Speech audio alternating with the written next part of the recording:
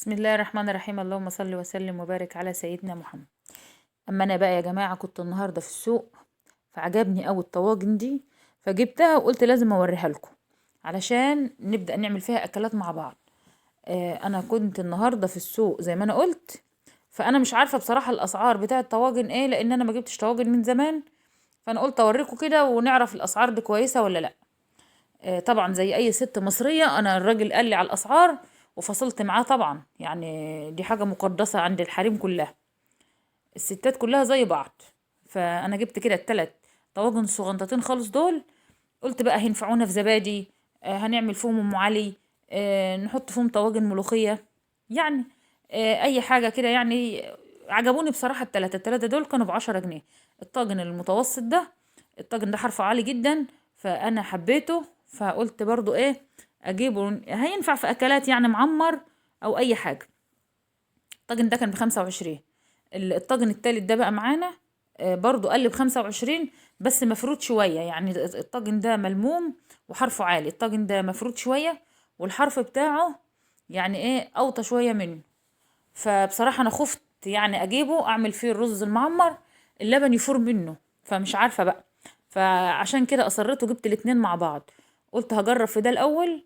طبعا احنا زي ما احنا شايفين الطواجن دلوقتي يعني ايه، مش محتاجة بقى ان انت تغسليها وتحطيها في الفرن زي الطواجن القديمة بتاعت زمان.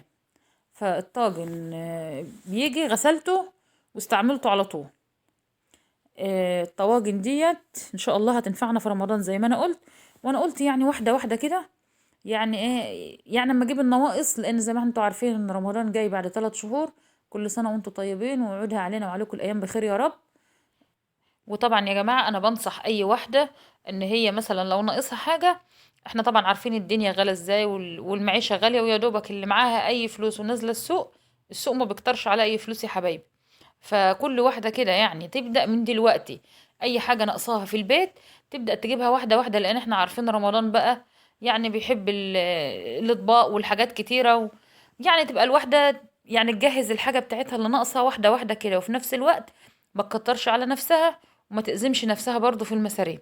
فأنا قلت أجيب يعني إيه، خفافي خفافي كده يعني، واحدة واحدة كده لحد ما أكمل الحاجات اللي ناقصة بتاعتي. أنا جبت زي ما قلت لكم دول ب50 جنيه، يعني عشان هركنهم مش هستعملهم، بس أنا هستعمل الطاجن الكبير ده الأول، فهجربه في الرز المعمر. أنا هديله شطفة كده وهبدأ بالرز المعمر. وكمان هعمل ايه الزبديتين الصغيرين دول، هعملهم يعني عندي للأطفال هجربهم، فهشوف يعني هيظبطوا معايا ولا مش هيظبطوا، لأنهم صغيرين جدا، فالمقاسات بتاعتهم صغيرة، مش هتاخد يعني مش هتاخد رز كتير. دول للأطفال الصغيرين، بدل يعني ما اغرف لهم كل واحد في طبق ويرجعوا مثلا ايه يوسخوا الأكل، لا، ده اللي هيمسك الطبق كده هيخلصوا هما معلقتين وبس يعني. فطبعا انا غاسله ده حوالي كيلو رز منقوع ومغسول. الكيلو الرز هياخد حوالي كيلو ونص لبن، ولو احتاج ميه منك على حسب الرز كيلو ونص لبن، وممكن تكملي له نص ميه، حوالي كوبايتين ميه كمان، او كوبايه ميه على حسب الرز بتاعك. في رز اللي هو العريض وفي الرز الرفيع، طبعا الرز الرفيع هياخد للكيلو 2 كيلو. انت بقى تحطيه زي ما انت عايزه كيلو لبن وكيلو ميه، عايزه الاتنين لبن حليب صافي، دي على حسب مقدرتك انت. انا طبعا هنا هحط اللبن بتاعي، وبعدين هزود ميه كمان. انت بقى لو الرز بتاعك ما بياخدش ميه كتير، ممكن تحط كيلو اللبن وتحط زي ما انا قلت كوبايه ميه او كوبايتين على حسب الرز بتاعك. خلاص. هنا انا حطيت الملح وبدات ادوب الملح وحطيت اللبن. وكل ما بتنقعي الرز المعمر بالذات يا حبايبي، الرز المعمر بالذات لما بتنقعيه بيزيد حلاوه زي ما بيقولوا. والرز المعمر لازم الحبايه بتاعته تبقى مرخيه، مش زي الرز العادي بتبقى مفلفله، لا، حبايته بتبقى يعني مستويه زياده شويه على الرز العادي. فاحنا بيبقى العيار بتاع الميه او عيار اللبن يعني زايد شويه صغيرين كده. فانا هنا جهزت الطواجن ودخلتها الفرن زي ما انا قلت. طبعا انا انا ما بحطش الزيت والسمنه في الاول، اول ما بيغلي وبينشف انا هطلعه واحط له الزيت والسمنه وهتشوفوه معايا. طبعا الفرن بتاعك بقى انا مولعه الفرن من فوق ومن تحت، حطيته زي ما انتم شايفين كده، رصيته على الصاج.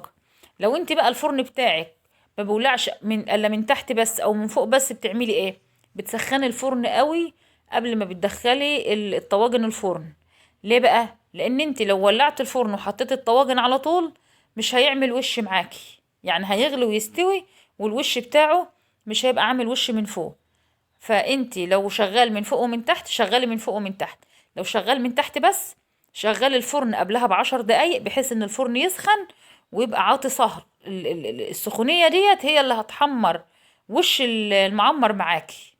فاول ما اللبن هيغلي الوش بتاعه تلاقيه احمر مع نفسه. ده في حالة ان انت يعني الفرن بتاعك بيشتغل من تحت بس. انا طبعا حطيته على الفرن من تحت، واول ما هيغلي معايا هرفعه على الشبكة فوق خلاص، علشان ما يتحرقش معايا وعلشان يستوى يعني ايه يتلدن او يتردد كده براحته. طبعا انا هنا هحمر شوية بطاطس معاه. انت بقى خليكي شاطرة كده وست موفرة وست مدبرة في الايام الصعبة اللي احنا فيها ديت.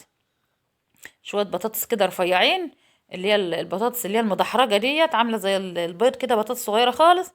دي بتبقى رخيصة جدا، بتبقى الأربعة ب10 في السوق، الأربعة ال5 على حسب ما انت يعني كل واحد ومنطقته. خلاص، طالما هتتسلق مش هتفرق بقى كبيرة أو صغيرة.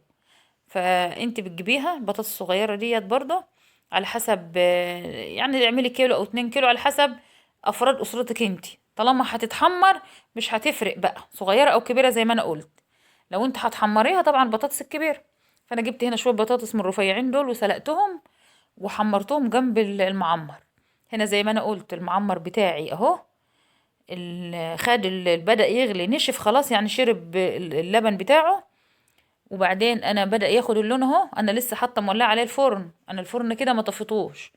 انا هنزله بقى علشان احط له السمنه بتاعته. انا كنت حاطه في حته سمنه في الطبق اللي في الفرن ده كده عشان يفك على على البخار على الصهد بتاع النار. خلاص انا هنا هفتحه له كده علشان السمنه تنزل تحت. ده الوش اهو الطبقه بتاعته. بسم الله ما شاء الله. وهرجعه الفرن تاني علشان الطبقة ديت تحمر معانا شوية يعني ايه يتلدن شوية. انا هنا بدوقه مش يعني كان طعمه حلو مش عارفة، انا عندي كل حاجة لازم ادوق منها.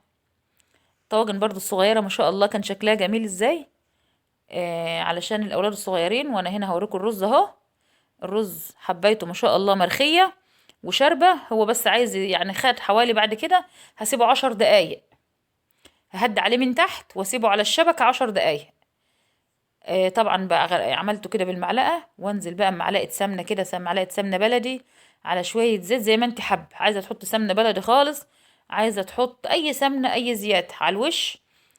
برضو ما نسيتش اهو الطواجن الصغيرة برضو، يعني مش عشان الاطفال يعني ما احط لهمش، لا احط لهم يتدلعوا.